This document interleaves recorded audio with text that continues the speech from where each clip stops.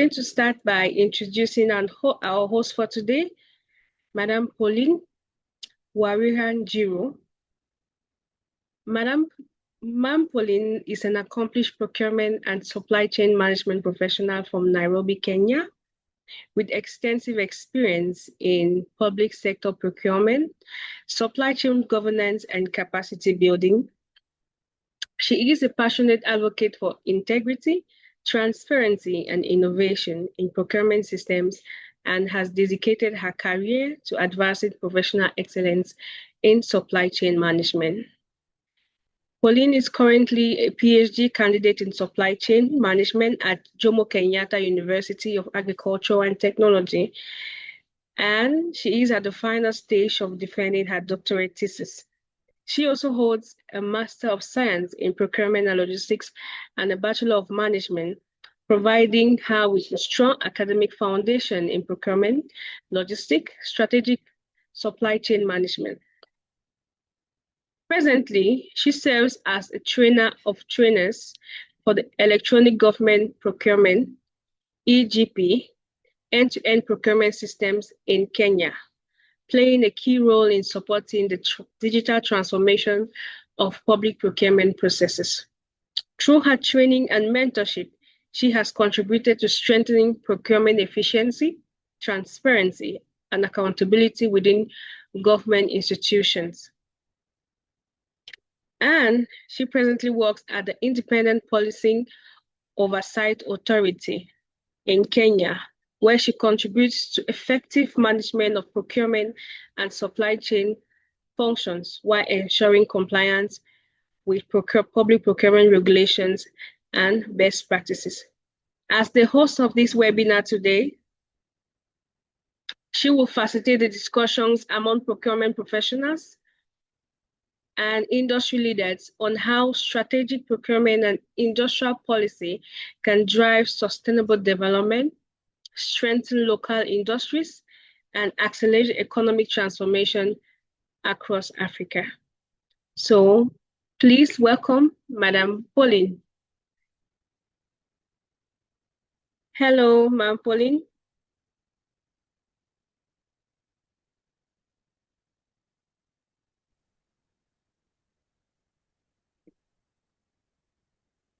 Can you hear me?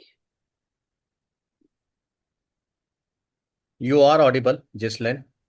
Thank you very much. I can hear you, but I think she might be having some challenge on the side. All right. Wow. All right, thank you. If she's on, you can put on your video, our host, please, and carry on.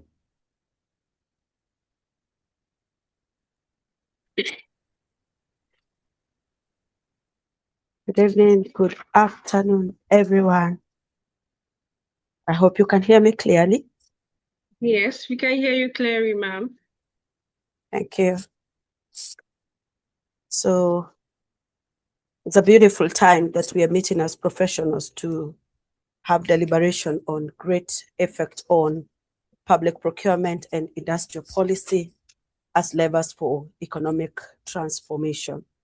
It's a great day that we have great minds that are going to be sharing with us the great inputs that we have as a world into ensuring that we for sure are able to catch up with what we are supposed to as professionals in ensuring that there's economic development and transformation in our respective countries. And today we are privileged to have a great team that is going to be sharing with us their thoughts and their minds about the topic for the day, that is public procurement, industrial policy as levers of economic transformation. And the moderator for the day, my name is Pauline 𝐏𝐿𝐿. I am from Kenya. As a country, I'm a procurement professional with 14 years of experience in this field. And I'm privileged to say that I want to be part of this that is going to come out with great thoughts of how we are going to make it better. I am a PhD student undertaking my thesis defenses in the doctoral studies of supply chain management in the Jomo Kenyatta University of Kenya. and I work as a principal supply chain management officer at an organization called Independent Policy Oversight Authority in Kenya. So I take this opportunity to welcome each one of you that are joined. There are over 101 participants. Karibuni sana.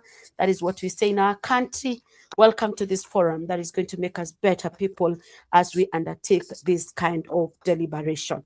And the first person to kick us out into the deliberation of this is one of our very own, who is a supply chain manager from South Africa.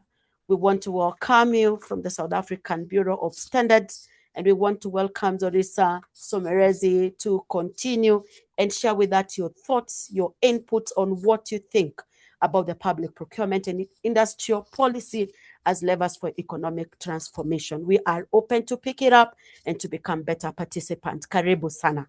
You can go ahead. Thank you very much. Good afternoon. If I could just be allowed to share my presentation. As correctly stated, my name is Dorisa Mbono. I am currently employed by the South African Bureau of Standards, and I have to add this disclaimer that I do not speak on behalf of the SABS, but I speak as a supply chain professional, as a practitioner of what we do daily. Okay, let me share. You'll tell me if it's visible. All right. I'm a certified supply chain professional as accredited by APEX. I hold an LLM and an LLB from the University of South Africa. Now, the title of my presentation is Public Procurement Regulation and Policy versus Industrialization, Convergence for a Better Future. Why isn't it working with me? All right. The first question that we deal with is, why does this matter now? So the official unemployment rate as at May 2026, as provided by Stats South Africa, is that unemployment rose by 32.7%. There was a shedding of 345,000 jobs. And as a matter of fact, we can no longer look at employment as a sole leverage against the tide of poverty and value creation. Now, industrialization improves the Gini coefficient. This in itself says that we have to do something. If we do not create alternative employment via industrialization, we are doomed. Africa's average Gini coefficient is estimated at roughly 0.40 to 0.44, which is very alarming. This is rated out of 1, and generally speaking, industrialization improves the Gini coefficient by shifting surplus agricultural workers into higher paying manufacturing and service jobs.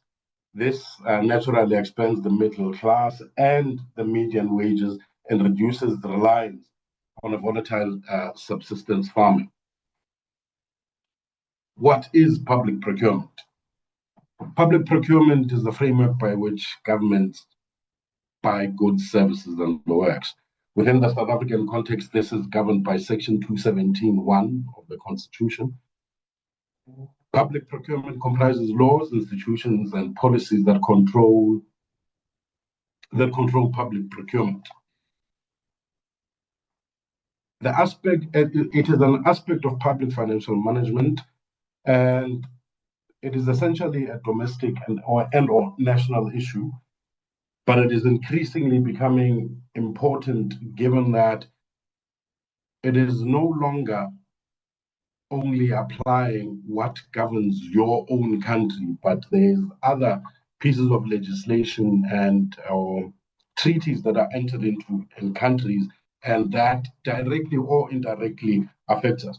Within the African continent, most of the public procurement law is related to the UNCITRAL modern law, has adopted certain principles that are brought forward by the UNCITRAL modern law, and in the economic blocks creating their own public procurement policy, because whether we like it or not, we are moving in the direction where you have the Africa Free Continental Trade Zone and a number of other events that are unfolding on the continent that will mean that in the near future, it will be possible for a bidder or a potential service provider from, let's say, Zimbabwe to bid for a job within the South African government and be awarded that. It is factual that as we speak, currently you have a situation where bids from Lesotho are advertised in South African papers, and that will unfold and unravel within the African continent where we improve and we put models in place to improve such public procurement exercises. Can public procurement have an impact, on industrialization? The straight answer and very simple answer is that yes, it can. It can significantly impact industrialization by promoting local content, supporting Black-owned businesses and fostering innovation. By prioritizing local products and small and medium and micro enterprises, public procurement can strengthen domestic manufacturing and reduce reliance on imports. While we might pretend that our job is in any way political, it ends up being political. The African continent as it is, economic activity was ring-fenced for a certain and particular people. And in order to balance the scales and to advance the interests of the peoples of our various countries, it is critical that even when we say we industrialize, the focus does remain on social transformation and whatever the governments of the day dictate.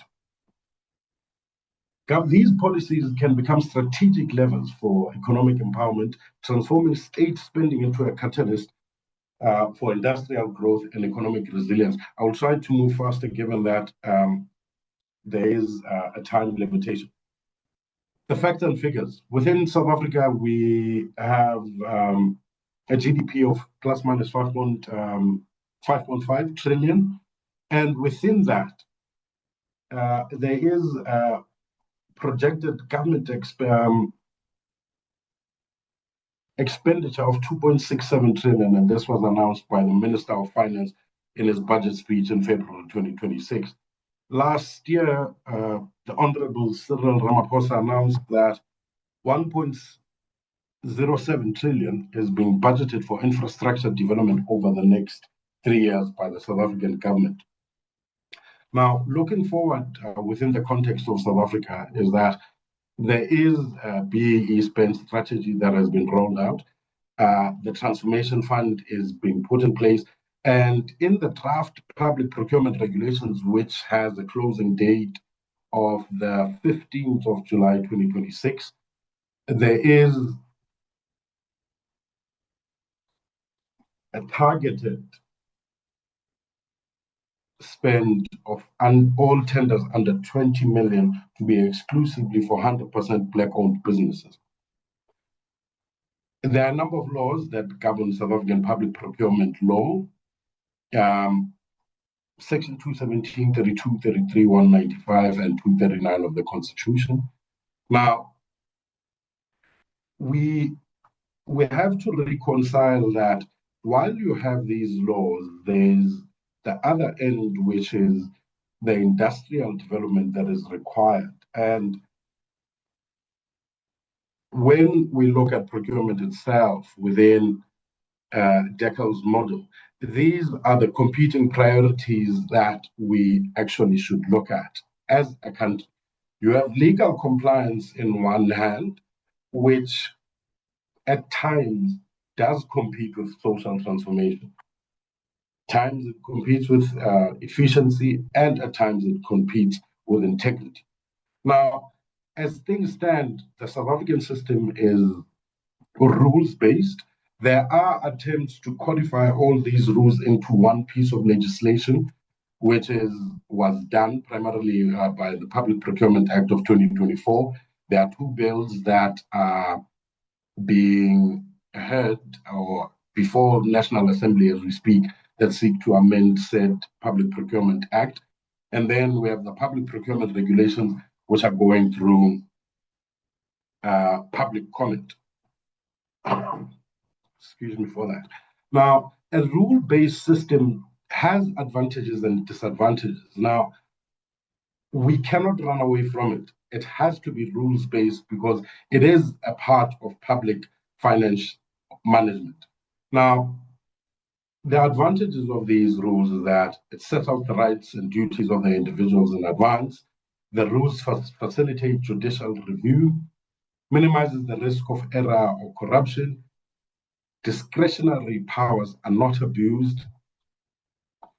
The disadvantages, there are more disadvantages than there are advantages, but at this point, this is what we have. This is what we have to work with. Discretion in public procurement. I will engage with the facilitators so that this presentation is also made available to parties who are interested. Now, within the South African context again,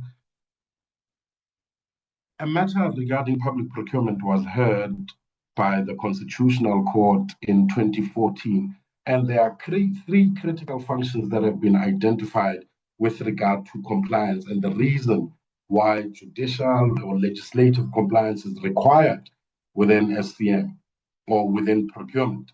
Now, these areas are that they ensure fairness in the bidding process, increase the likelihood of efficiency and optimality, and guard against a process that is skewed by corruption.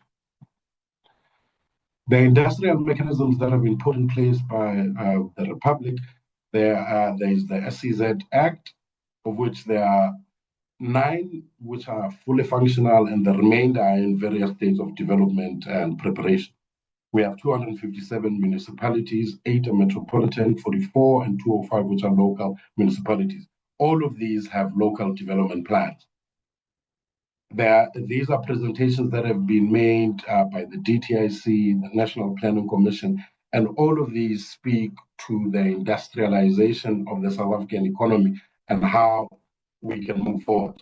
Amongst the efforts that have been made by the government is the setting up of designated sectors, and this exercise is led by by the Department of Trade, Industry and Competition, but published by National Treasury. And these are the sectors that have been designated by South Africa at this point. This list is subject to increase or decrease as per directive provided by the DTIC and National Treasury. One of the greatest problems that we have is that industrialization requires funding. These are the state funding institutions that have various requirements and can fund up to various levels. The list is non-exhaustive, including that provincial development financial institutions exist, and their number increases and decreases from time to time. But this is basically some of that particular list. Now, are we winning reindustrialization? Theoretically, we are. We all have all the plans in place and need to implement said plans in order to bridge the gap between theory and practice. We have another problem, which is access to information and the need for improved and equal education of the population, so that what is known by one is de facto known by the other. Another crisis that we have is that we have members of previously disadvantaged groups who intentionally or otherwise collaborate in fronting exercises which draw us back. Now, we also need to accept and acknowledge that there needs to be an improved synergy between the various organs of state. What is done by the left hand needs to be known by the right hand in order for us as a nation to be able to quantitatively and qualitatively measure the progress that we have made or the progress that we have made in terms of using these funds that are available from the public procurement space and translating them into the industrialization of our economy. An example that was made by Professor Douglas Boateng in one of the sessions that I was listening to was to say that one of the most personal or private garments that one would wear is underwear. And at this state, or in our current state, more than 90% of even that private garment that we are wearing is not manufactured in our own countries, and that should be a cause for concern. Here's the status quo as at 18/06/2026. The General Public Procurement Regulations remain open for comment up until the 15th of July 2026. There are these two bills that before the National Assembly which seek to amend the Public Procurement Act of 2024, with Bill B7 seeking to make amendments to the debarment provisions and set-aside rules, and B9 seeking to have mandatory monetary rewards for whistleblowers. Thank you, colleagues. That is the long and short of my presentation. But in short, industrialization is possible. We just need to put legislative or legal instruments in place so that it becomes feasible and we close that gap. The law exists to create certainty where otherwise there would be none. And if we create that legal framework that works hand in glove with our industrial development plans, then success is surely ours. Thank you very much. Wow, a round of applause for our first presenter. That was awesome. Zorisa from South Africa. We appreciate him because of what he has been able to share. And as we hit it back to get to the second presenter, there is a pertinent question that I'm seeing that is directed to you, our colleague from South Africa. And a participant is asking, how does the Public Procurement Act change preferential procurement and local content rules in South Africa? You can know that. Number two, what are the main challenges in South Africa procurement public system? The question that have been asked by one of the participants, and I think we can manage it so that we do not forget. We can manage it by kindly, our colleague Zolisa, you can give a feedback to that, and then we can be able to proceed to our Kenyan presenter that is coming in a few. Over to you, Zolisa. All right, thank you very much. The Public Procurement Act of 2024 sets about the legal boundaries of operation. But what will get down into the truest extent of what happens and how local content is addressed are the public procurement regulations. These regulations were issued in April. The initial closing date was the 15th of June, but that has been postponed up until the 15th of July. And amongst the instruments that will be used for these local content intention is set-asides. The jury is still out. We will still need to improve on those. There's a number of colloquia that is continuing from different stakeholder groups regarding this, but shortly we will have a definitive way forward regarding that. Local municipalities still retain their local economic development plans. As I indicated in my presentation, we have a number of municipalities ranging from metros to local municipalities, and all of those have their LEDs. Main challenges. The main challenge is where the law itself, instead of being able to facilitate the quickened response to the needs on the ground, there's a disconnect. Other challenges include funding, but these are not only South African, but continent-wide. I'll pause there for the sake of time. Thanks. Thank you very much. We appreciate you from South Africa. That was a good presentation. God bless you very much. I have the pleasure of inviting our second speaker from my own country, Elvina Orsodo. Elvina Orsodo, CPSP. Yes. Thank you. CPSP Elvina Osodo is a procurement practitioner in Kenya with over 18 years of progressive experience across both the public and the private sectors. And this afternoon, we want to listen to Elvina as she's giving us a breakdown of what exactly are we doing in our Kenyan system in ensuring that we get to achieve the public procurement and the industrial policy as a lever of economic transformation. I am so much interested in hearing what our next presenter is going to talk about on the things that have been done in Kenya to make the procurement more different so that we can be able to catch up. What is this that the country is doing as a nation to ensure that procurement has been taken to the next level? What is the evolution? What is the government purchasing power? Those are the things that we want to hear. What is the procurement as a catalyst? Is it a catalyst to the economic development, or exactly what is it? And what are the opportunities and the risks of procurement that have gone into industrialization? So we welcome you, our own CPSP Elvina Osodo, serving at NITA. Karibu sana, and share your thoughts and knowledge so that we can become better practitioners. Over to you, Osodo. Karibu sana. Let's appreciate her. Let's appreciate her as she goes on to share. Looking very beautiful. We welcome you and looking forward to getting great insight from you. Karibu. Thank you very much. So I was saying that procurement decisions influence investment, production, employment, and innovation.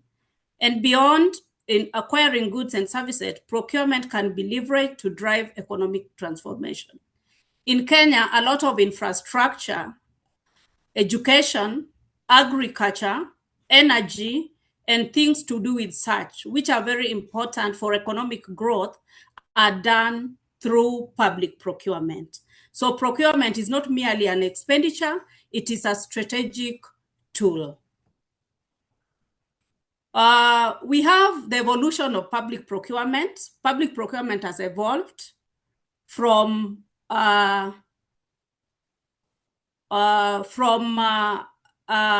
basically an unstrategic and administrative approach or traditional approach to a strategic approach. And our focus on compliance and lowest priced success measured adherence to procedures. So in traditional approach, in public procurement, we found that we were just looking at purchases and ensuring that we comply or we adhere to procedures. But today, most of the public procurement decisions are actually made strategically. They focus on economic impact, they support industrial growth, they support innovation, they also support job creation and inclusion. So procurement becomes a tool for achieving national development goals. We have public procurement and industrial policy. Procurement and industrial policy as levers for economic transformation. What are we saying? We are saying that industrial policy seeks to develop productive sectors that generate jobs, exports, innovation, and long-term economic growth. Public procurement complements industrial policy by creating demand for targeted sectors. What are the targeted sectors?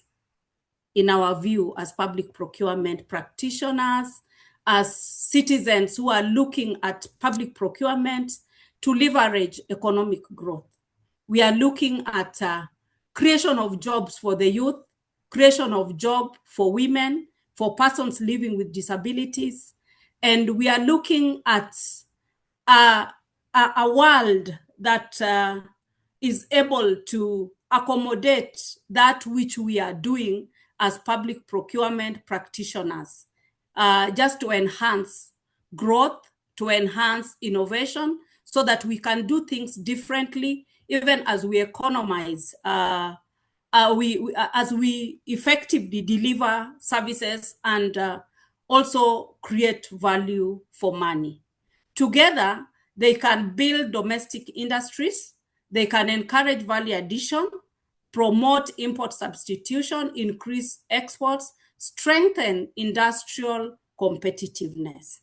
When economic transformation occurs, government spending is deliberately aligned with national development priorities. And that is what people are looking at. That is what citizens are actually eyeing to be better, to have a better economy, to also have better living standards, to have people who are educated, people who can reason together wherever they are called upon, and also to have a competitive business environment where we can exist freely and we are able to actually argue our cases in terms of growth, in terms of jobs, in terms of innovation, just to mention but a few.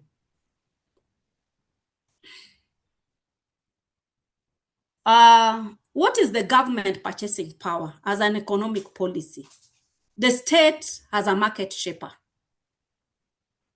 The government creates and strengthens markets for local authorities and private sectors such as agriculture, such as manufacturing, such as ICT, energy, and infrastructure.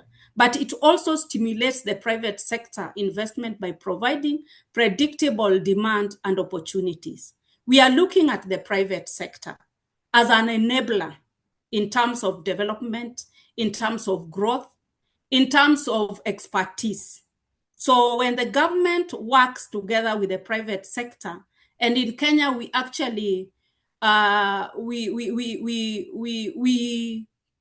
emphasize on the public-private partnerships, which is the greatest enabler in terms of now infrastructure, in terms of complex procurement matters.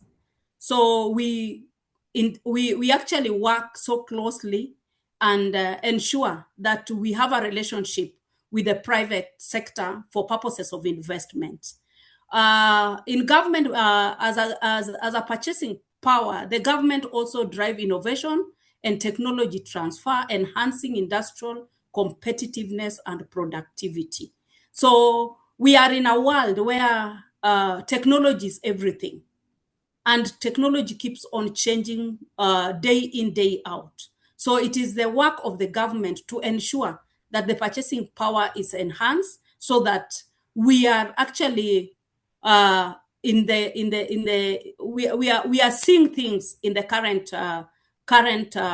we are seeing development in the current trends and competing with other global sectors.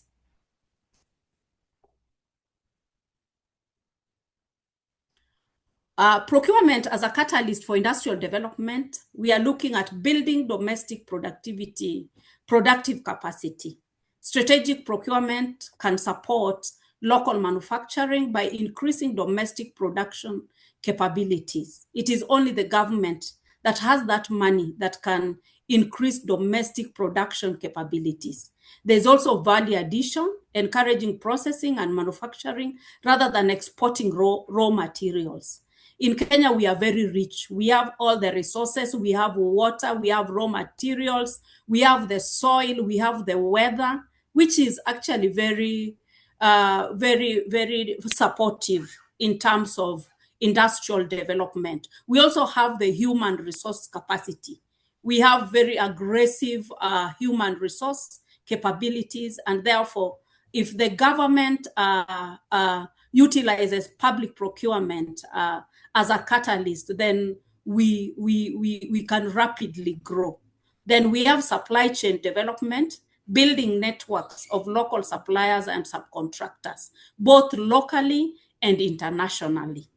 Industrial diversification, promoting growth in emerging sectors and reducing dependency on few industries. We are looking at industrial diversification in terms of energy, in terms of manufacturing, in terms of agriculture, in terms of education, and also just looking at it globally, what it is that the government can use procurement to support the lives of its citizens. And the benefits include stronger industrial base, reduced import dependence, increased economic resilience, and enhanced competitiveness. We are a growing economy, and therefore we have to look into the future with an eye that actually will move us to competing with other already developed or the first world countries. Then we have job creation and economic inclusion. Job creation and economic inclusion, we have procurement, where procurement can support the youth-owned enterprises, the women-owned businesses, the SMEs, that is the small, medium enterprises, the rural enterprises, persons living with disabilities.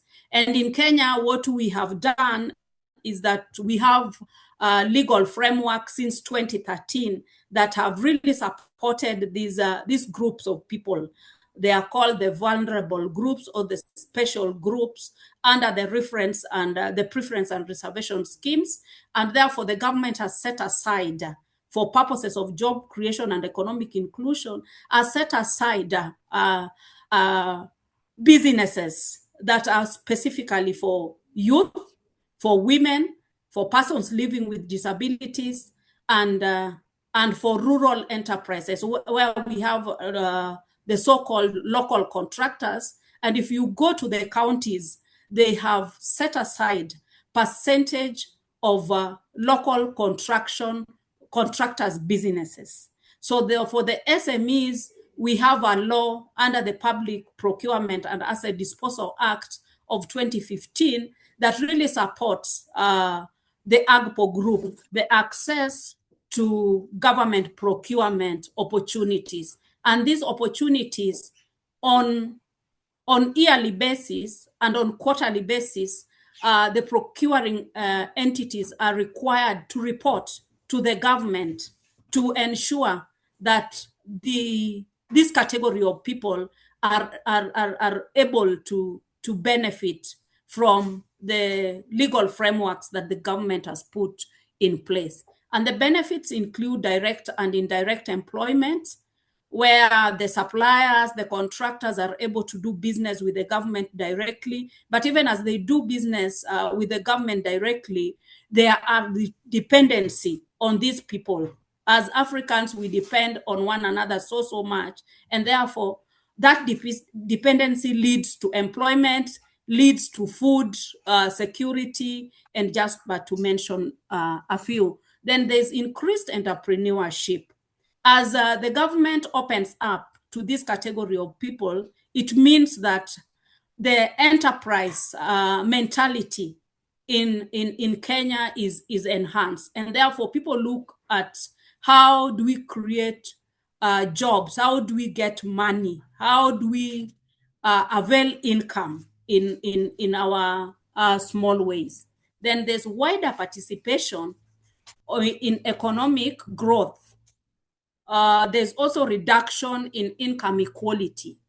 The government, by ensuring that this category of people are actually supported by ensuring their LPOs are financed, they are loaned from different financial institutions. There's the reduction in income equality, whereby the big people or the big contractors in the market were the only people that were allowed or could have stamina or financial capability to do business with the government. It is no longer the case. We are actually ensuring and emphasizing training and capacity building the young entrants in the market in form of youth, women, and persons living with disability. And therefore, by doing that, procurement can be a powerful tool for reducing inequality and expanding economic participation.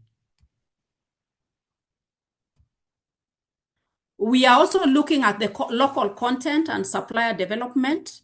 In public procurement, the government has actually emphasized this so much, and a lot is happening around local content and supplier development, whereby the government ensures that a 40% business is actually to procure the local made products And therefore, it is also an emphasis in the law that the government ensures that on a quarterly basis, there are reports so that whatever it is, maybe in form of a gap that could be created is actually looked into. And so we ensure that we promote the local content and supplier development. So governments can encourage local sourcing requirements, domestic supplier participation, local labor utilization, technology and skills transfer. Of course, Kenyans being aggressive, a lot of technological work is going on, so much applications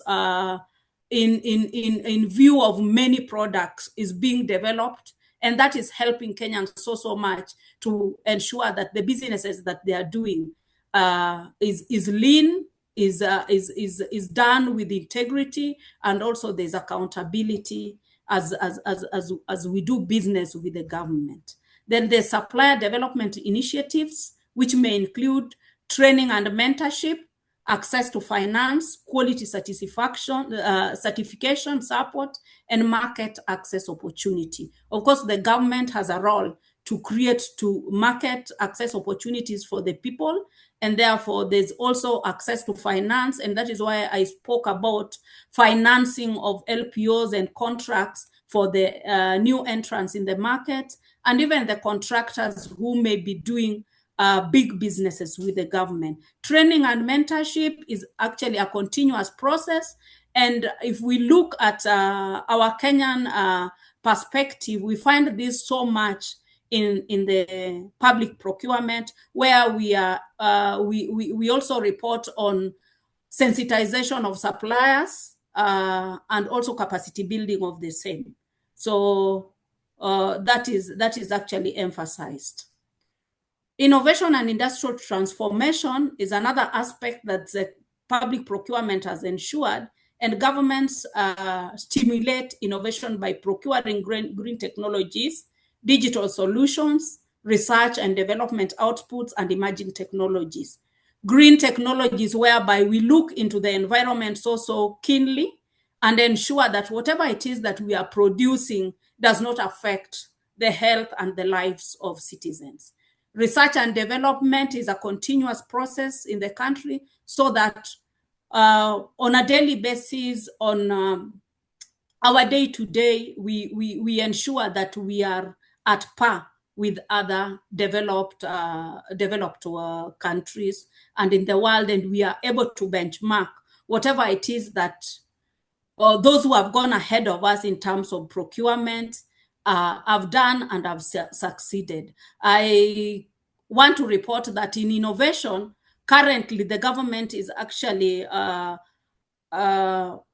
emphasizing on the use of the EGP, which is the electronic government procurement system, just to ensure that we are up and using technology as is supposed to be applied. We have increased benefits such as increased research investment, product and process innovation, greater industrial competitiveness, and development of future industries. When we use innovation and we transform our industries or our industries, then we develop future industry. We create more industries for future jobs, for development, and just to mention that. Procurement can create demand for innovation, and commercial markets can also be fully developed. Global lessons and success stories that we have learned as far as public procurement is concerned. We look at China and we say that the government demands accelerated industrial expansion and technology advancement, technology and skill transfer. We know the story of China and where China has come from. At some point, we were told that we were on the same page with China as Kenyans. But now, because of they took the policies and ensure that the policy enforcement was enshrined in the people's in the people's minds and works. China has really grown, and we are actually looking at when do we get there as Kenya. but I'm very sure that they used technology and they accelerated the industrial expansion and technology and advancement. If we go to Southern Korea, procurement supported industrial champions in manufacturing and technology, domestic supplier participation. I know that Koreans are so much in industrial training. I happen to work for an institution that gets support from South Korea, and they embrace industrial training more than the classroom training that we get. Theirs is actually 90% hands-on training, and that is what has leveraged their development. If we go to Brazil, we look at procurement strengthening domestic industries and small, medium enterprises. South Africa, procurement promoted economic inclusion and local participation. If we look at, we come to our country, Kenya, there's the mandatory preference and reservation schemes, which is 𝐏𝐵𝐸, and it is enshrined in our laws. It is enshrined in the Public Procurement Act 2015. It is also in the Public Procurement Regulations of 2020. We look at the frameworks, the different circulars that the government gives us from time to time from our national treasury, and it is a mandatory thing for the public procuring entities actually to undertake and to look at so that they can benefit. We have opportunities and risks of procurement-led industrialization. And just to repeat that there's industrial growth, there's job creation, there's this small, medium enterprise development, we have increased tax revenues, we have reduced imports, we have enhanced economic competitiveness. When we get to the opportunities, we grow. When we get to the opportunities, jobs are created. Infrastructure is built. People are more skilled.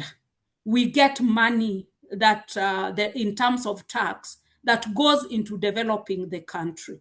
Then we have benefits, we have reduced competition, we have higher procurement cost, corruption and favoritism is eliminated, supplier capacity limitations, and political interference is also reduced. There are critical success factors in public procurement as a leverage for economic development, and some of them I've listed as clear industrial policy objectives, strong procurement governance, which we see today in Kenya through the EGP execution. We see transparent procurement systems. We see effective supplier development programs. We have public-private collaborations, monitoring and evaluation mechanisms, consistent policy implementation, capacity building for procurement professionals. So if we look at these critical success factors, they lead to development. They lead to trust in the government procurement operations. If we look at the transparent procurement systems, it means that there is equalization in terms of incomes and things to do with that. Then in conclusion and calling us to action, I have put some key takeaways. The public procurement is one of the most powerful economic policy tools available to governments. And if we embrace public procurement in a transparent and accountable manner, then for me, I know that there is growth, because money, all the money is actually in government. The private sector has expertise. The private sector has technology that, if it is blended to the public procurement and the revenues in public procurement is managed properly, then there will be growth. Then there will be jobs. And that is what we are looking at. We are looking at a wholesomely growing nation in terms of all the resources, human resource, and all the minerals and everything that comes with it. Then it can stimulate industrial development, create jobs, foster innovation, and promote economic inclusion. Local content and supplier development programs also help build domestic industrial capacity. Success depends on balancing development objectives with transparency, competition, and value for money. So if we do all this, then we are definitely successful through the public procurement leveraging. So my call for action is that government should reposition procurement from a compliance function to a strategic instrument for industrialization, competitiveness, and economic transformation. And that is the end of my presentation. Thank you very much. Thank you very much, Elvina from Kenya, Nita. Let's appreciate her. Thank you very much for sharing those insights and also being a trainer of trainers in the matters of EGP, which stands for Electronic Government Procurement in Kenya, a system that is coming on board so that it is able to ensure that we have the end-to-end procurement processes, improving a lot of transparency, creating a lot of opportunities, and for sure, when the AGPO, the access to government procurement opportunities given to the women, the persons with disability, the youth, then it definitely pushes to get to the level of economic development. And we are asking ourselves, all the way from India, 𝐏𝐻𝐿, and we want to hear and realize what distinguishes countries that successfully use procurement as a catalyst for industrial growth and competitiveness. 31 years of experience. We want to hear from you. We want to get it on how you have done it and you have hit it over the years. Welcome, sir, on board to share your input on matters of procurement as a catalyst for industrial growth and competitiveness. All the way from India, Karibu Sana. Let's appreciate him. All right. So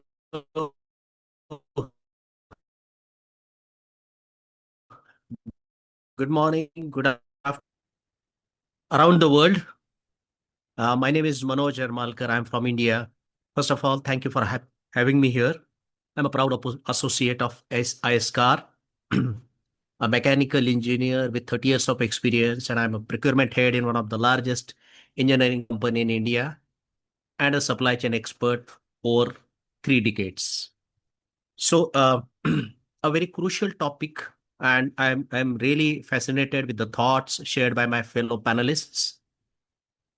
I bring today's discussion typically from the India's standpoint, the India which has witnessed the transformation through public procurement, which has also supported by industrial policy in last almost a decade or so. And there are some relevant examples which I would like to share upon. We all know that the biggest institution in the world, in every nation or every country, is its government, which spends almost 10 to 20% of its procurement amount on the public buying. Before that, let me just take you through what am I going to cover in next 15 minutes in the allotted slot. I just walk you through a global perspective, how the public procurement spending across the globe is spread as percentage of GDP. A new normal shift I'll focus upon, a brief. There are 2 case studies from India and with relevant data of the last year. And with those case studies, I'll be able to showcase the public procurement and industry levers, how they have created the transformation within the nation. And I can just talk about the lessons the other nations can adopt. Of course, we are also in India yet to learn many things, and we learn from each other and grow by learning from each other. And there will be some closing thoughts from my side. So the first thing first, the average countries and the successful countries. There is a clear difference between the procurement the way they see the procurement. The average countries look at the procurement as mere buying, whereas the countries achieved the economic transformation, they see a public procurement as a strategic tool, as mentioned by my other fellow panelists. So the tools which they use at their disposal is to create or to combine the demand. First of all, create an assured demand, then combine that demand instead of focusing on buying in pockets, bundle that particular demand, supported by industrial policy, majorly focus on localization, create some digital procurement platforms, encourage the suppliers, encourage the supplier development programs, and in a way, build the capability, predominantly the domestic capability, and then with that, create jobs and then achieve the economic resilience. What I mean by economic resilience is nothing but building a capability to anticipate the risk and then take all steps to continue the business, to continue the nation when the risk becomes a reality, and make all efforts to recover from the risks if that risk is eventually becomes an a reality in every nation. That's what is called as economic resilience. Let me walk you through a global perspective. If you look at the overall, the public procurement spending across the globe, you can very well see that it ranges between 8% to 20%. Of course, India leads the top in terms of procurement spending to the tune of around 20% of its GDP. It doesn't mean that it is contributing to 20% of GDP, or by no means I'm saying that the nations who are actually, I think there is some disturbance here on slides. I think someone is trying to write. So when I see that this percentage typically is related to GDP, it doesn't mean that this is a contribution to the GDP. This means that in the nation, the public procurement is spending an amount equivalent to 20% of its GDP. So imagine how much strategic influence it will have on the economic transformation.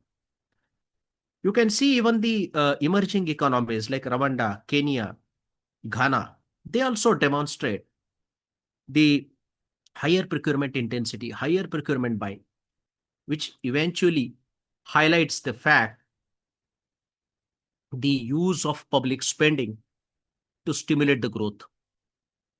This variation 8 to 20% itself gives an insight that procurement is not an administrative function.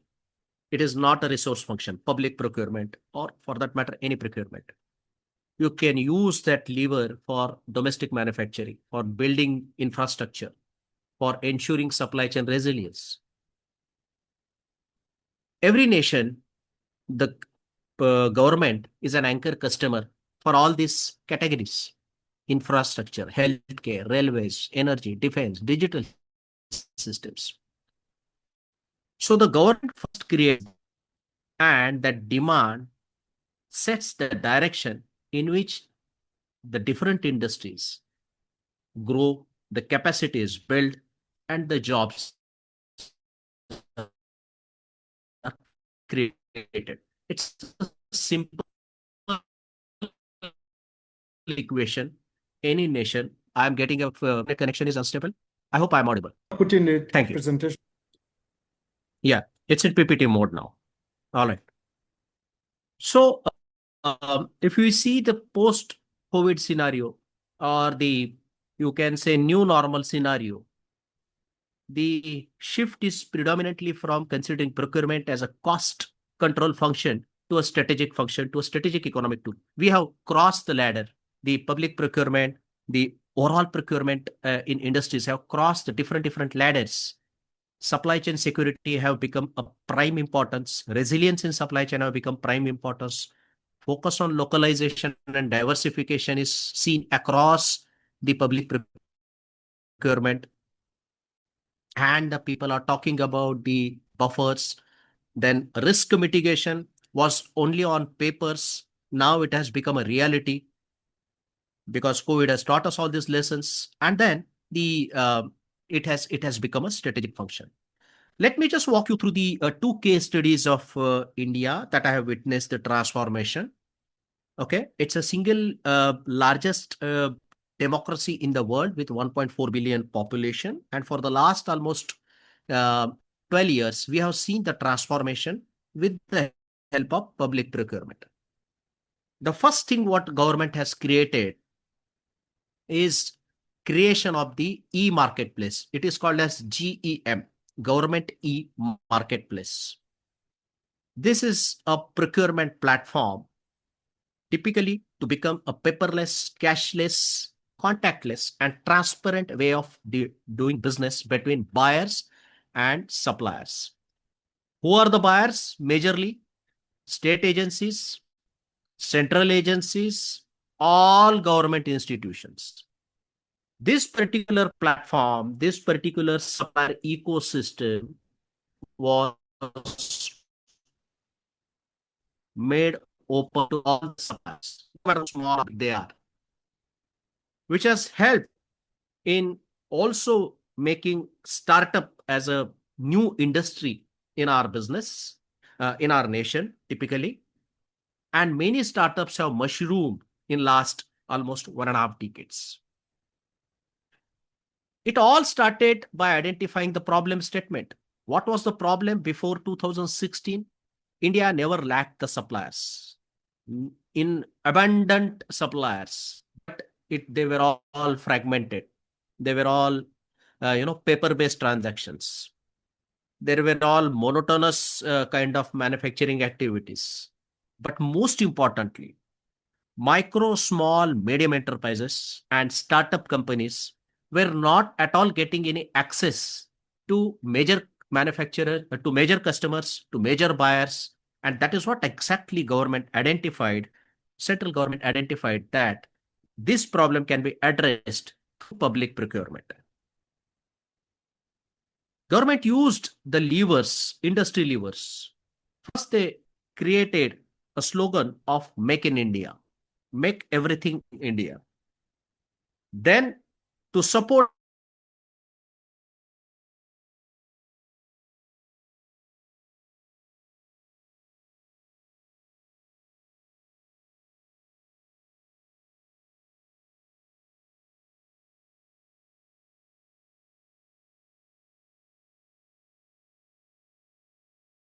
channel for all public buying. They use this as a strategic sourcing element, typically by encouraging local content, by and the digital platform provides the access. So the policy of 2017 was amended by government, wherein they made it mandatory for all their central agencies to only start procuring from GEM, that is Government E-Marketplace. This mandatory policy amendment or mandatory policy has really created a massive buyer adoption. All the processes were standardized. There were no manual interventions. There were no fragmented purchases. And one nation, one procurement platform was the theme on which this was launched. You can see the numbers here. Almost ever since it was launched, it has generated a procurement quantum, that is a sale for all suppliers, close to 165.7 billion. In the last financial year itself, 2024 to 25 financial year itself, it has crossed a whopping 59.2 billion procurement, 2.2 million sellers, service providers, and then startups, and most importantly, Government of India focused on women business enterprises, women-led enterprises. You can see the numbers here, $3.35 billion. That much of sale was generated by all women business enterprises. Okay. So micro, small, medium enterprises contributed to 68%. Then startups mushroom. And most importantly, all transactions were AI driven. No tendering through manual processes, no human intervention. All suppliers were getting the business as per the performance rating. So chances of procuring anything on the whims and wishes of any bureaucrat were totally eliminated. No corruption, no papers. And along with that, see, sustenance is important. So to make sure that this particular initiative is always continued, government started using different slogans. It is called as Atmanirbhar Bharat. One of the first slogan, it is Bharat means India, self-reliant India, local content preference, and digital India. Everything in digital, on digital platform. These thoughts, these insights, government kept utilizing social media and kept infusing in the minds of all buyers and sellers and the manufacturers. So what have we achieved using GM? Inclusion, transparency, data-driven procurement, and employment generation, focusing on women economic empowerment as well. So the summary of this GM, or the public procurement, how government has used to create government e-marketplace and generated the economic transformation, is it first government created a procurement platform. They created the demand. Then the micro, small, medium enterprises grown. That focus was led. It led to manufacturing expansion.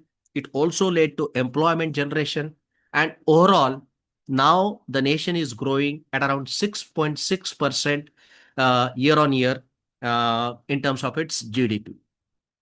This is my first case study in a very, I can say, nutshell. I'll explain the next case study about EV bus revolution. Okay. This is my second case study, wherein again we have witnessed the transformation using public procurement and industrial policies. Every nation has a rising air pollution, urban air pollution, dependence on fuel, which is again imported from the oil producing countries. It leads to your burden on your exchequer. And then every diesel vehicle, you can see the kind of fuel it burns, kind of greenhouse gas it emits. 90 to 100 tons of one vehicle emits the greenhouse gas, so posing a huge threat to the sustainability. Correct. So what government did, it introduced two schemes, FAME 1 and FAME 2. FAME means what? Faster adoption and manufacturing of electric vehicles. FAME 1, which is nothing but an experiment, a pilot project, wherein government decided that we will encourage the transport service providers or the manufacturers or the buyers typically to buy the vehicles.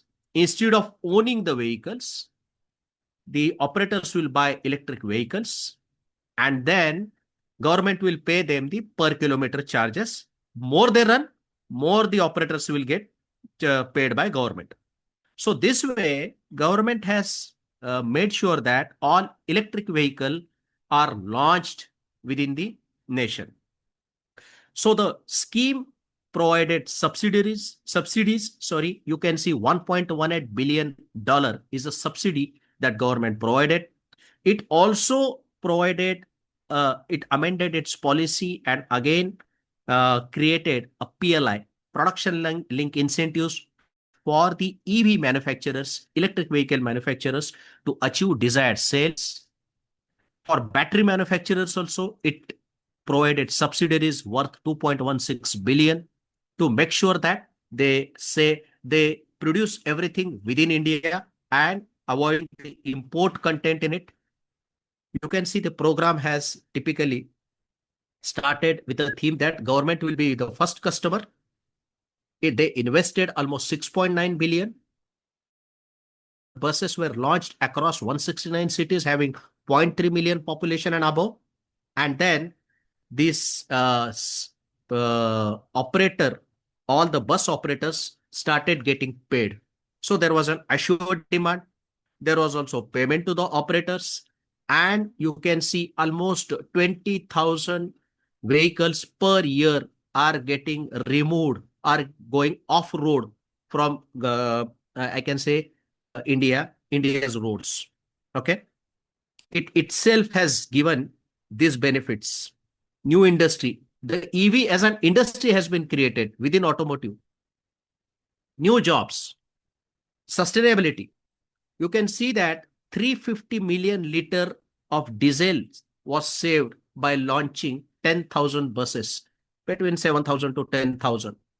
It has also saved $0.332 billion diesel in a particular year. And most importantly, the entire globe is struggling to achieve net zero, support to the sustainability. 0.95 million tons of carbon dioxide, a greenhouse gas emitted, was saved by launching these particular electric vehicles. So with that, let me just dwell on particular thought that other nations, and we also in India are at a learning stage, at a learning phase. It's very difficult to launch such critical initiatives in such a big democratic country. But the other nations can adopt that the lessons, like government must first act as an anchor customer. They should be the customers first. They should also launch a theme of buying within the country, manufacturing within the nation. But nothing is possible without digital procurement platforms. If you do not have procurement platforms digitally, then everything remains on paper, and the policy remains as an optional, or the tool remains as an optional for any manufacturers and sellers. Focus should be on micro, small, and medium enterprises. They have a huge potential. Women business enterprises, they have huge potential. We must recognize their potential and make sure that they are encouraged to participate in the business, in the buying, selling activities. And the capabilities, once you get them, you can say the revenue is generated through all these initiatives. Then build capability in all these sectors, agri, health, energy, and transport. And make sure that the policy is not remaining as a static tool, and it is amended as the as you progress year on year. You learn from the lessons and make sure that the industry policy is amended, taking into account the overall progress or the alignment of that industrial policy with the manufacturing capability and the economic transformation of a business. Concluding thoughts, this is my last slide.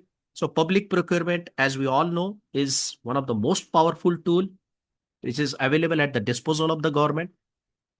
Unless it is aligned with priorities, unless it is aligned with industrial policies, it cannot drive the growth. It cannot create the supplier development. So it is necessary to marry the policy and the national priorities. It's not difficult that procurement can achieve this growth, or public procurement can achieve or drive this growth. The challenge is how effectively we choose to use it. With that, I end my presentation, and thank you so very much for having me here once again. I'm very sorry for certain disruptions in between. Thank you. Thank you very much, Manoj. Kindly let us appreciate our presenter all the way from India with great and vast knowledge in matters of procurement. I love the way you brought the data on the case studies. We appreciate so much. And to crown our deliberation today, we got Dr. Dr. 𝐏𝐫𝐨𝐜𝐜 from Cameroon. We are welcoming our next speaker, a speaker that is going to give us the input in this topic on building competitive local value chains through procurement and supply chain system. And what is the guiding question that we want to have Daktari deal with it and scan it out is, how can procurement and supply chain system be leveraged to strengthen local industries and create sustainable economic value? We welcome our next speaker, Daktari, all the way from Cameroon. Karibu sana. We look forward to getting great knowledge as you share the great input about this matter of sustainable economic value.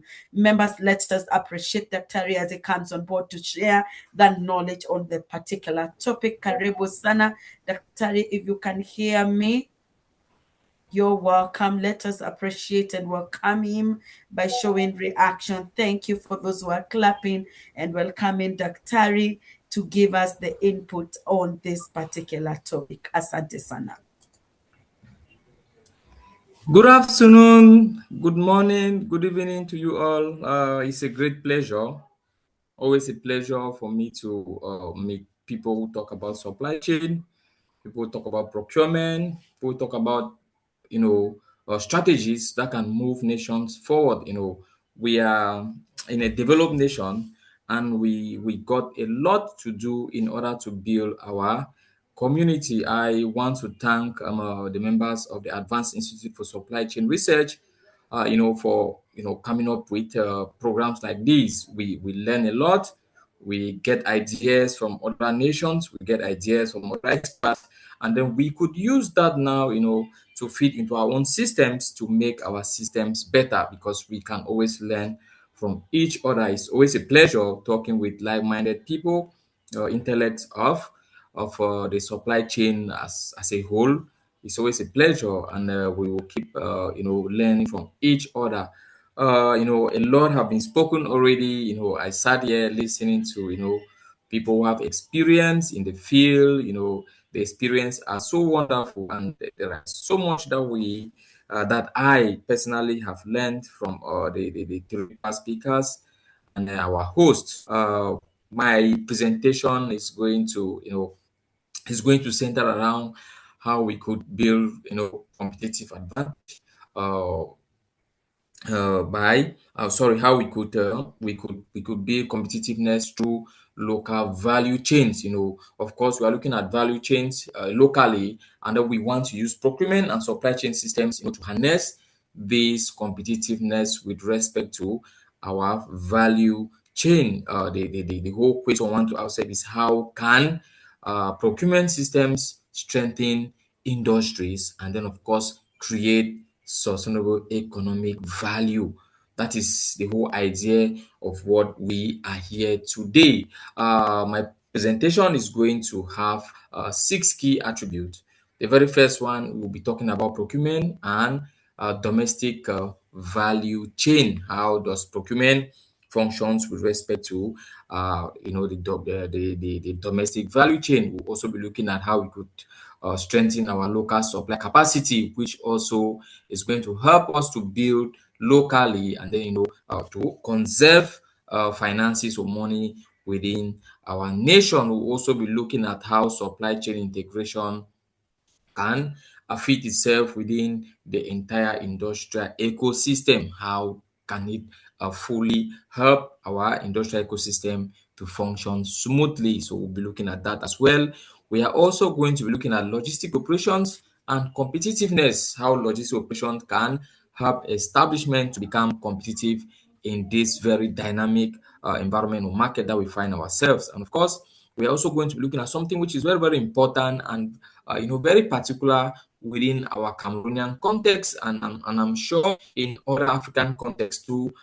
This aspect is very, very important: the impact of small enterprises, their participation, and how they could upgrade their value chain in order to remain competitive and to conserve, the procurement aspect within their nation. And then, of course, lastly, we'll be looking at how procurement can be used as a tool to uplift or maintain sustainable development. These are all key areas that we are going to be discussing with. The previous speakers spoke so much, and I'm going to be limiting the way I'm going to be talking. The African procurement challenge is there. We have over 70% of our contracts in our sub-Saharan African, most part of Nigeria, Cameroon, Equatorial Guinea.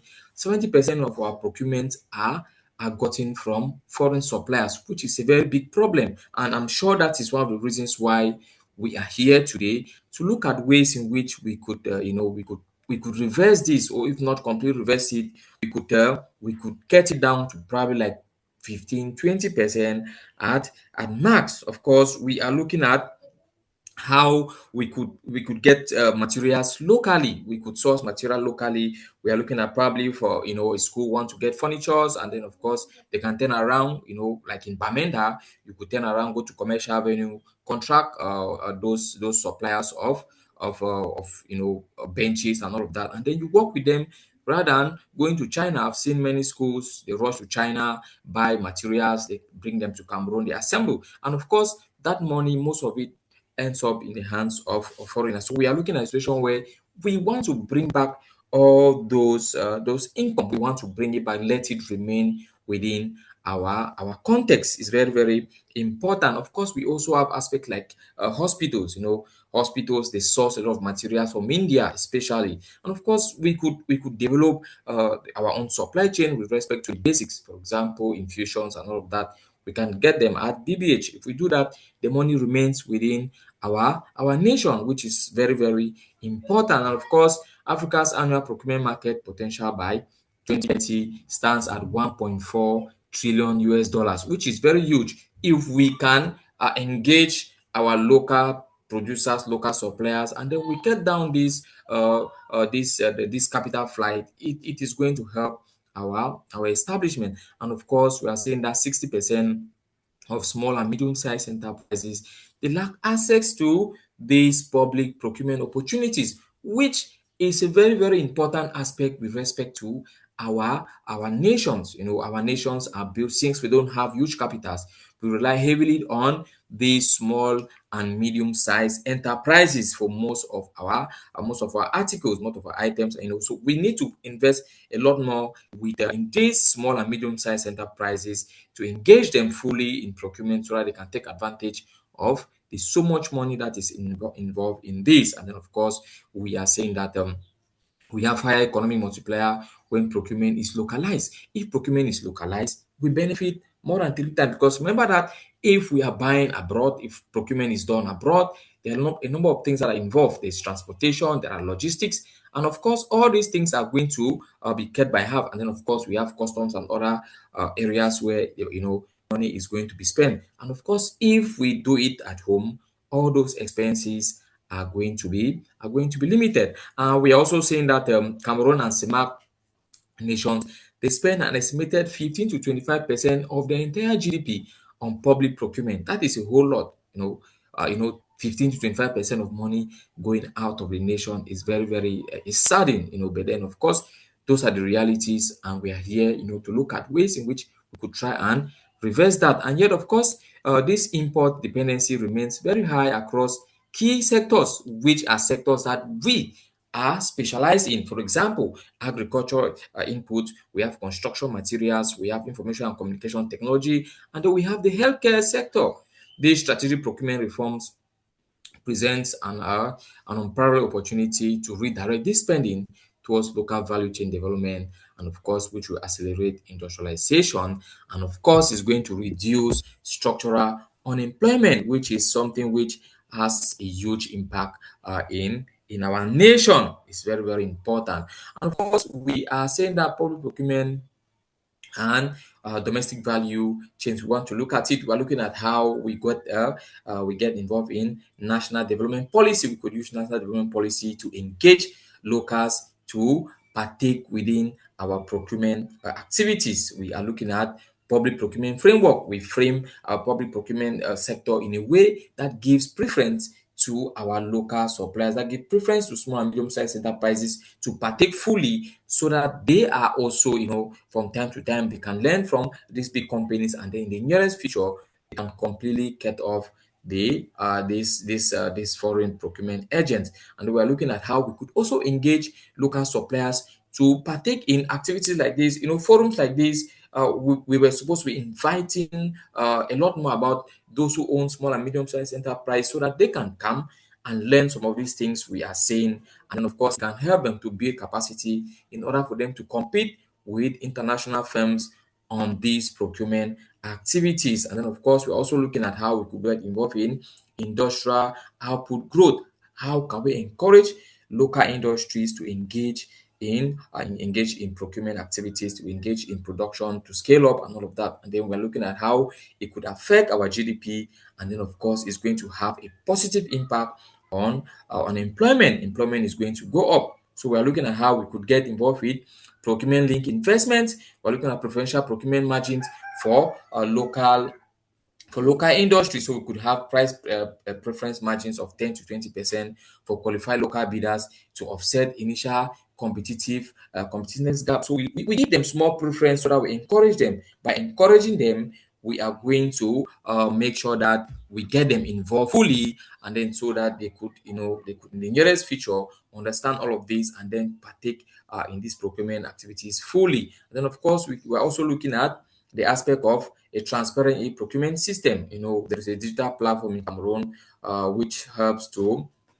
that can help to reduce barrier to entry for small and medium-sized enterprises, and then of course to improve competition. We have the RMA, which is a body that is responsible for public procurement. We are saying that they could release, they could relax the barriers that are there for these small and medium-sized enterprises to be able to meet up with the requirements, so that they too can compete fairly, because the big organization and the international organizations, they have all the finances, they have all the means, they have all the technology that they have put in place in order to benefit from this. And so we are saying that these agencies could relax these barriers in a way that will encourage these small and medium-sized enterprises to also partake and become a player, and in the nearest future it will help to reduce that gap, that money that is going out of the nation. So we are also looking at how we could strengthen our local supplier capacity. How can we strengthen this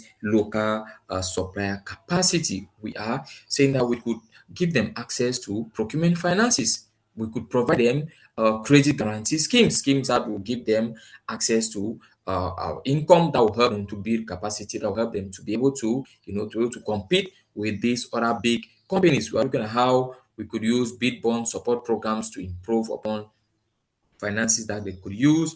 We could use invoice discounting platforms to help them to be able to pick up with respect to how finances are. We could get involved with managerial capacity as well, business formalization support, procurement literacy training, many of them over and over, enterprise resource planning and digital tools adoptions. We could provide them these tools, train them on how to use these tools, and then of course provide them support at each time when they need to use these tools. We could get involved with supply chain key performance indicators management, how they could use these key performance indicators to be able to know exactly where they are, what they need, and how they could improve themselves. We could also engage them in technical skills capacity.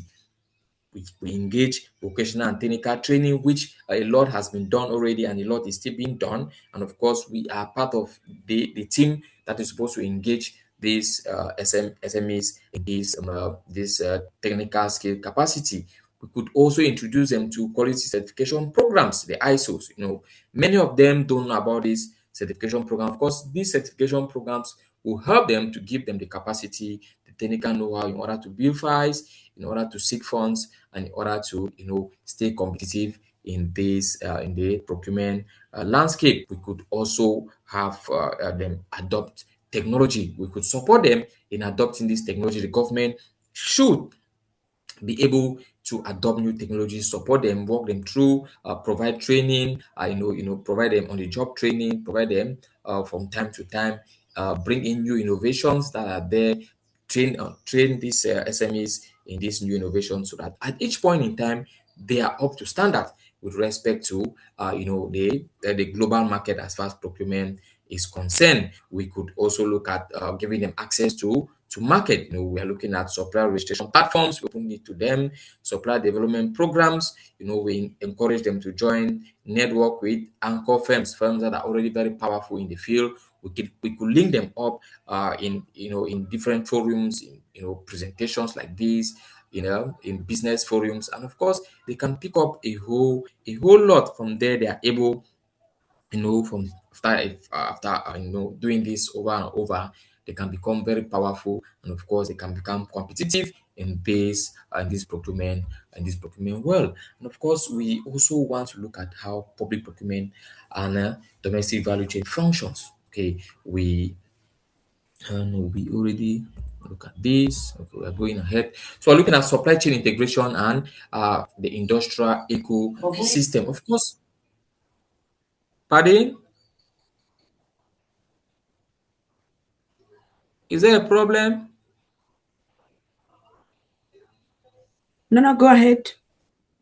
Okay. All right. So we want to look at supply chain integration and industrial ecosystem.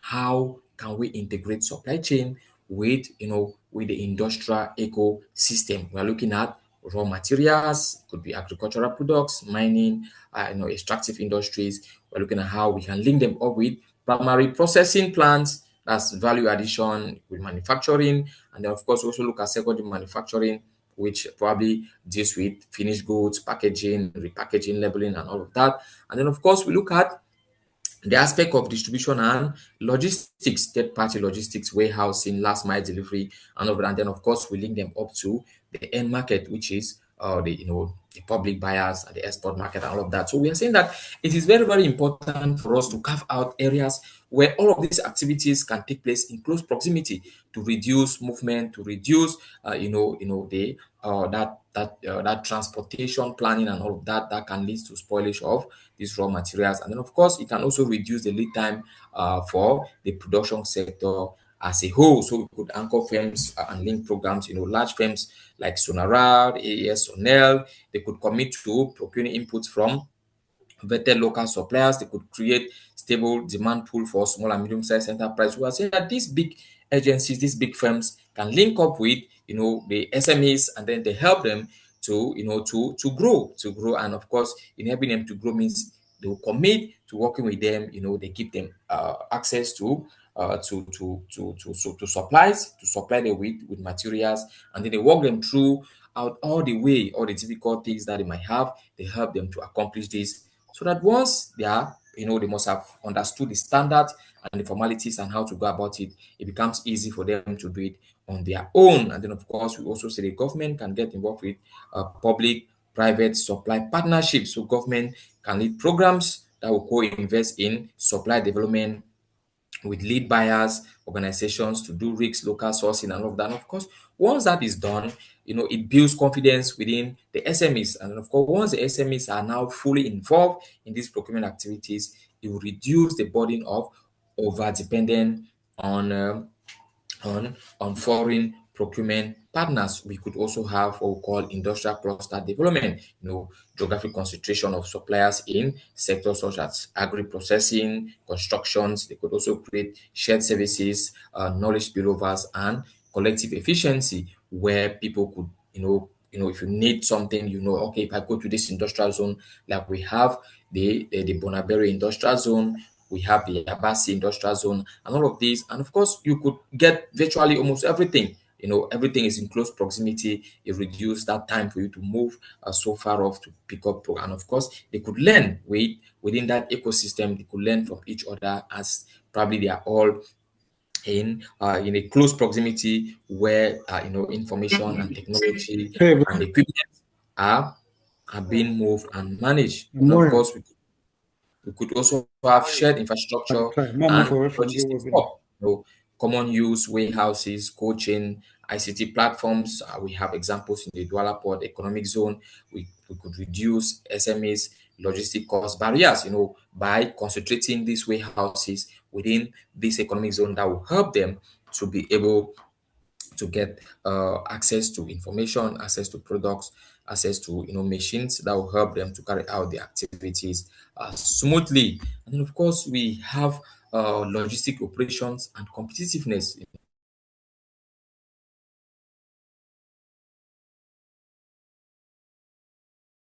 We're talking about logistic transport infrastructure, international shipment ease, logistics service quality, tracking and traceability, timeliness of delivery. So of course, we could use all of these to harness our competitiveness with respect to our logistics operation. We are looking at a situation like probably the Douala single window, a lot of congestion, and then it increases the time that people spend to to get product out of the port. Of course, if we had access to other ports that are also in a very good road network and all of that, it becomes easier for goods, for people and products inventory to move freely and with ease. And then of course we also have the aspect of digitalization, which is very lacking in our port, and of course it's causing a lot of headache. If those who know Cameroon so well, if you have ever been to the port, to get information about containers that you want to remove from the port and all of that, and they keep telling you, oh, the work is steady. We are still lacking in that area. So we are saying that we could improve upon this, our digitalization. We could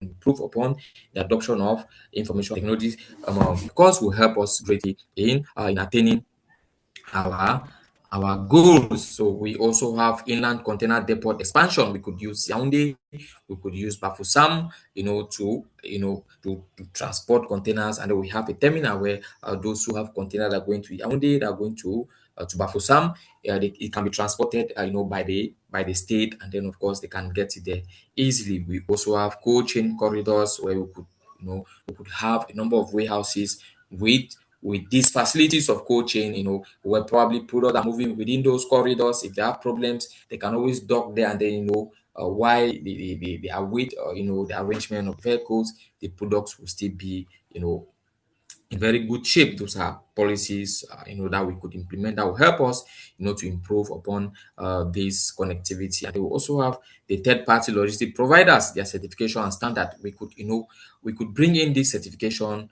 make them available, and then of course we encourage organizations to get involved with them so that they can be trusted. A lot of people trust procurement because they are certified, they know they are going to deliver. But of course, if we engage them in this certification and we explain to them what certifications are, and they see the need for this certification, of course, it can help us, to win more procurement, even procurement out of our nation. Of course, we also have the last mile rail connectivity program, road developing market to road networks, linking them with the major axis of road, so that there is easy of products.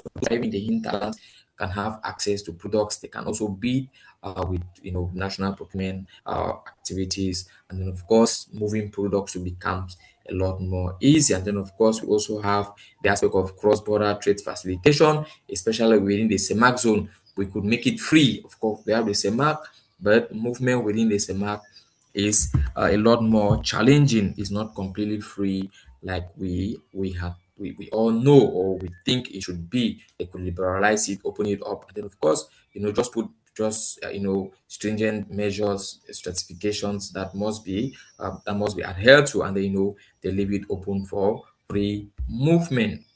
And then of course we are saying that small and medium size participation and value chain upgrading, we want to see how they upgrade as far as this procurement activity is concerned. We are seeing that 90% of firms in Cameroon are small and medium sized. That tells you a lot more how the country functions, who are the powerhouse of the country. And if the small and medium sized enterprises are the powerhouse of the country, then it is but normal that they should have access to procurement. They should have access to procurement technology. They should have access to procurement finances, because they run the country virtually. And then, of course, they contribute 54% of the GDP of the country, which is huge.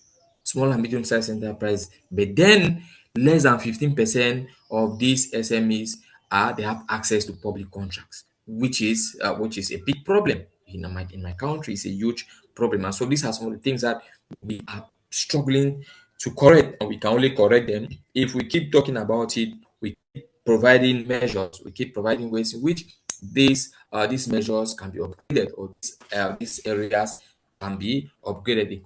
We can create an impact, by talking about it and letting these SMEs gain skills that would help them to compete with the bigger players in the field. So the SME value chain upgrading ladder, we have a process upgrading where we improve production efficiency, we adopt lean and quality standard. Of course, you can only be considered if they are sure that you have what it takes, to compete in the international stage. And so for us to be able to achieve this, we are saying that these SMEs must improve their production efficiency, they must adopt lean manufacturing and quality standard. They must get certified and all of that, so that they too can compete fully with other big establishments. Product upgrading, so we are saying that they should also diversify their product range.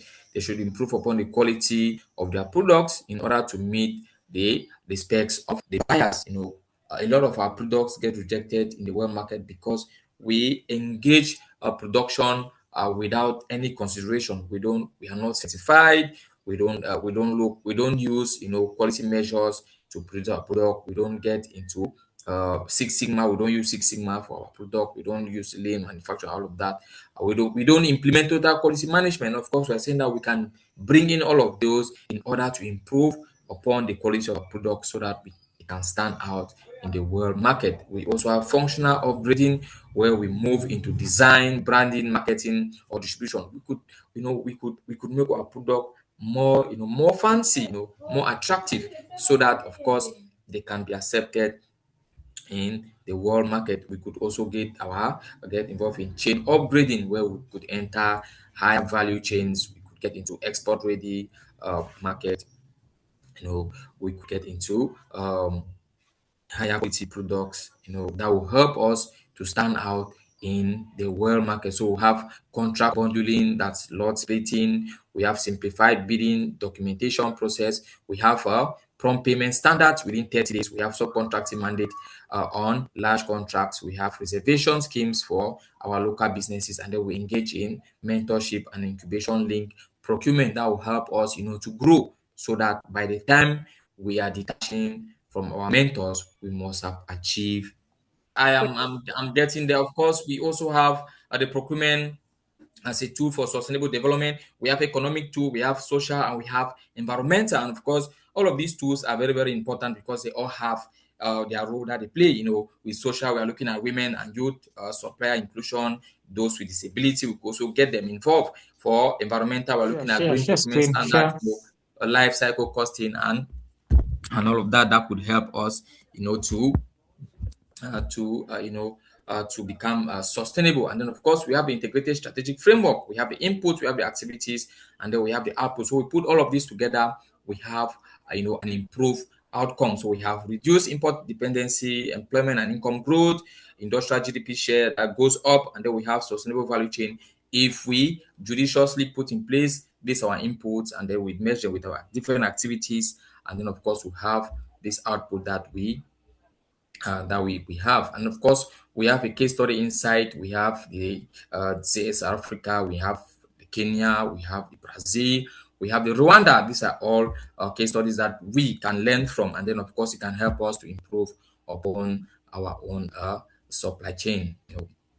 At this, we have 6 key things that we in Cameroon we. Dr. Achia, just look at the signal from the host. Over some now, she's signaling to you. Yeah, thank you. Okay.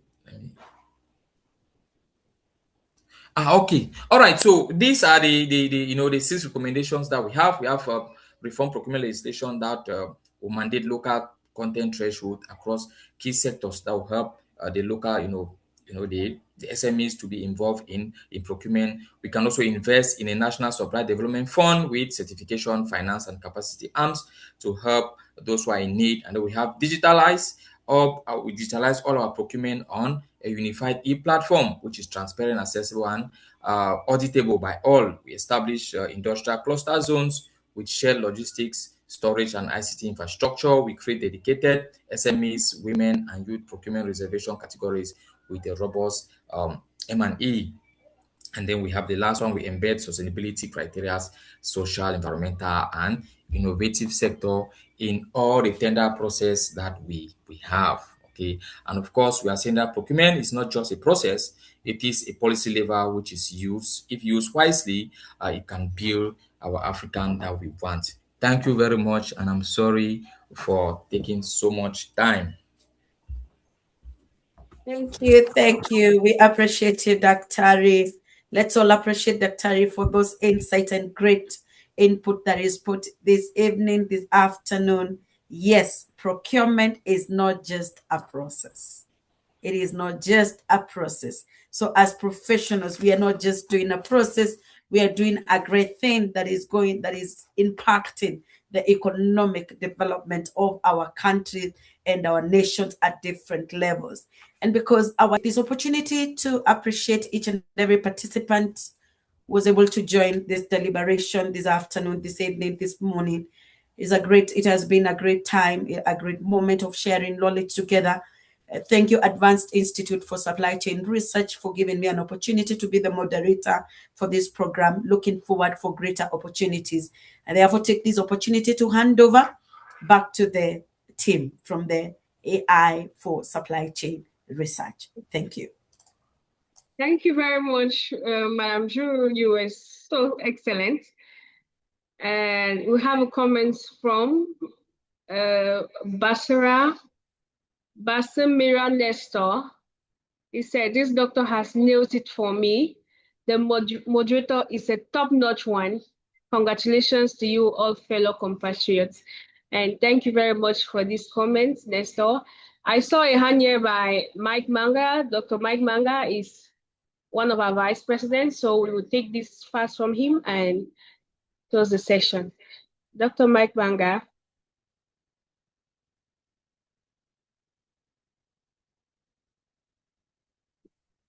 Are you here, please?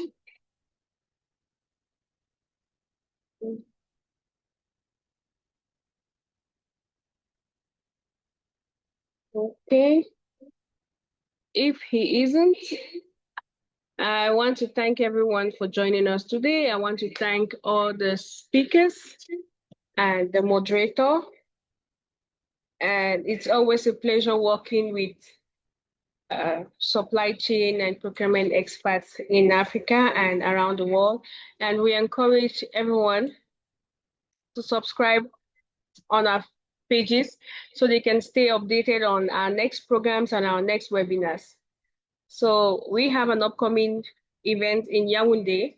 So those in Cameroon, I encourage you to attend. And also, if you're around the world, you can also come to Cameroon, so you'll be part of this great event that will be happening. And thank you very much. And have a great evening, everyone. Thank you. Thank you.